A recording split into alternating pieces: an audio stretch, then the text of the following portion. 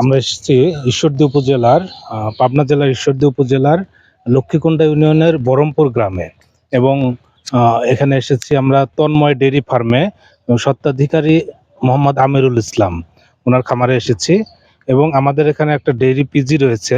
এই পিজিতে আমরা আজকে লাম্পি স্কিন ডিজিজ এই রোগের ভ্যাকসিন নেব।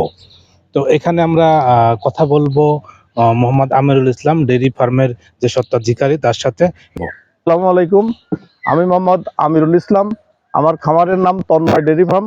1994 সালে একটি শঙ্কর জাতের গরু কিনে আমি গরু পালন শুরু করি। তারপর আস্তে আস্তে গাভীটি বাচ্চা দিতে থাকে। প্রতি বছরের ষাঁড় বাচ্চা বিক্রি করতাম এবং মেয়ে বাচ্চাটা রেখে দিতাম। আসলে আমি যখন শুরু করলাম তখন আমার মায়ের নির্দেশে একটা সময় আমাদের দেশি জাতের অনেক গরু ছিল। তো এই আমার আব্বা মারা যাওয়ার পরে গরুগুলি সম্পূর্ণ বিক্রি করে দেওয়ার পরে একসময় আমার বাড়ি গরু শূন্য হয়। তখন আমার আম্মা বললেন যে আসলে আমার বাড়ি তো আসলে ভাতের মার তরকারির উচ্ছিষ্ট, এগুলি আমরা ফেলে দিয়ে অভ্যস্ত না, একটা গরু কেনার দরকার। তখন আমি আমার প্রতিবেশী গ্রাম থেকে শঙ্কর জাতের গরুর গল্প শুনতাম। আসলে শঙ্কর জাতের গরু তখন আমাদের ছিল না, ওই 1.5 কেজি 2 কেজি করে দুধ হতো।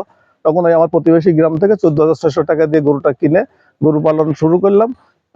সমস্যা চিকিৎসার কারণে যখন আমি আমার পানি সম্পদ অফিসের সাথে যোগাযোগ করলাম, তখন ওই সময় যিনি ছিলেন স্যার, উনি আমার বাড়িতে আসলেন এবং আমার গরুগুলি দেখে উনি বললেন যে আপনার গরুগুলি তো অনেক সুন্দর, তো আপনি এই গরুগুলি বিক্রি করবেন না, মেয়ে বাচ্চাগুলি রেখে দেবেন। ওনার কথা মতোই আসলে এক পর্যায়ে আস্তে আস্তে আমার খামারটা বড় হতে থাকে। এক পর্যায়ে খামারের রূপ নেয়। তখন থেকে মোটামুটি আমি প্রতি বছরের মেয়ে বাচ্চাগুলি রেখে দিতাম, পুরুষ বাচ্চাগুলি বিক্রি করতাম। তো আসলে অফিসের সহযোগিতা, অফিসের যদি আমাকে উদ্বুদ্ধ ওইভাবে না করতো, তাহলে হয়তো একটা সময় আমি খামারই হতাম না। তারপরে একটা সময় যখন আমার বাড়িতে 14-15টা গরু হয়ে গেল, তখন আমার এই জমির মধ্যে একটা জমি ছিল অন্যজনের, উনি আসলে জমিটা বিক্রি করতে চাইলেন। তো বিক্রি করতে চাইলে আমার গরুগুলি তখন দেখা যাচ্ছে যে টোটাল বিক্রি করে দেওয়ার দরকার হয়ে গেল। তখন আমাকে আমার ওই পানি সম্পদ কর্মকর্তা স্যার আমাকে বলছিলেন যে আপনি গরুগুলি বিক্রি করবেন না, প্রয়োজন হলে আপনাকে আমরা সহযোগিতা করব। আসলে এইভাবেই আসলে যখন কোনো কিছু সৃষ্টি হয়, কারুর না কারুর ত্যাগ সেখানে লাগে এবং নিজের ভালোবাসা, ধৈর্য এগুলি আসলে প্রয়োজন হয়। তো তারপরে তো আসলে খামার করে আমি রাষ্ট্রীয়ভাবে অনেক সম্মাননা পেয়েছি, ব্রোঞ্জ পদক পেয়েছি, স্বর্ণ পদক পেয়েছি, ডেইরি আইকন পেয়েছি, এআইপি পুরস্কারও পেয়েছি। এখন আমার খামারের অবস্থায় আসলে আমার ভালো লাগে যখন আসলে বিভিন্ন জায়গা থেকে বিভিন্ন মানুষ আমার খামারে আসেন, তখন আমি মনে করি যে হয়তো আমার কাজের কিছু সার্থকতা হয়েছে।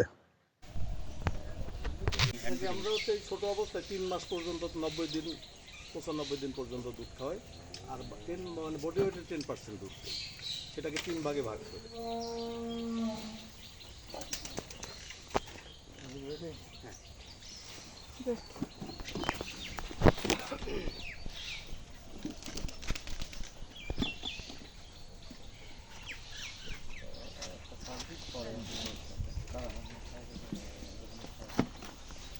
ফ্যানের উপরে করো, কোনো ফ্যানের উপরে।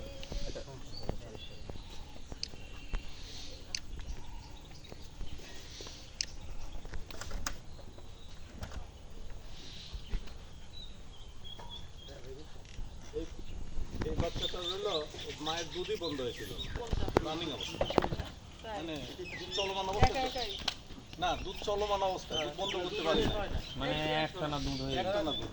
তবে এই সমস্যাটা আসলে ব্যবস্থা করা আসেন।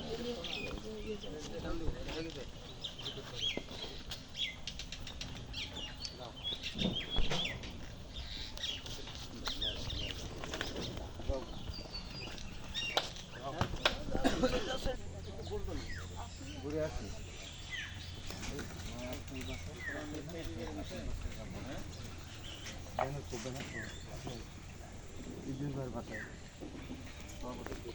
তন্ময় ডেইরি ফার্মে এই যে ঘাস পরিবহনের জন্য ব্যবহার করা হচ্ছে ঘোড়া।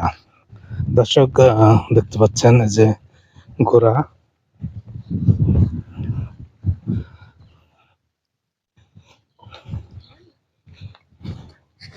এই ঘোড়া কি আপনাদের নিজেদের ঘোড়া? তো ঘোড়া কি কাজে ব্যবহার করেন? এই ঘাস এই ঘাস নিয়ে আসার